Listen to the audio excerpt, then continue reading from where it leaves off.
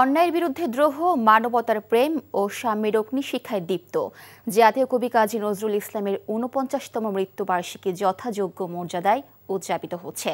১৩৮৩ বঙ্গাব্দের ১২ ভাদ্র ঢাকার বাংলাদেশ মেডিকেল বিশ্ববিদ্যালয়ে নিভে গিয়েছিল বাংলা সাহিত্য ও সঙ্গীতের জীবন প্রদীপ। জাতীয় কবির মৃত্যুবার্ষিকীতে ভোর থেকে ঢাকা বিশ্ববিদ্যালয়ে কবির কবরে শ্রদ্ধা জানাতে আসে নানা রাজনৈতিক নেতাকর্মী ও রাজনৈতিক সংগঠন। শ্রদ্ধা জানাতে এসে কবির নাতনি খিলখিল কাজী জানান, নজরুল সাহিত্য শুধু পড়লেই হবে না, একে ধারণ করতে হবে। আর বিএনপির সিনিয়র যুগ্ম মহাসচিব রুহুল কবির রিজভীর মতে, উন্নত ও গণতান্ত্রিক সমাজ প্রতিষ্ঠার মূল প্রেরণা কাজী নজরুল ইসলাম।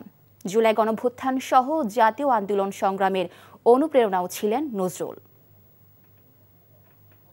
সেগুলোকে উপড়ে ফেলতে হবে এইসব নতুন প্রজন্মের মাধ্যমে এবং নজরুলকে সাথে নিয়ে।